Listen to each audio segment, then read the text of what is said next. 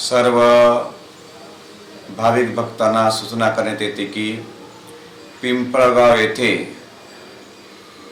तालुका हदगाव जिल्हा नांदेड पिंपळगाव येथे 6 मार्च ते 13 मार्च शिव महापुराण कथा व 108 कुंडी दत्तया गेदने भव्य दिव्य कार्यक्रम होत आहे। या कार्यक्रमामध्ये सर्व भाविक भक्तांनी सहभागी होऊन आपलं जीवन धन्य करून घ्यावं। या कार्यक्रमाच्या निमित्तानं अनेक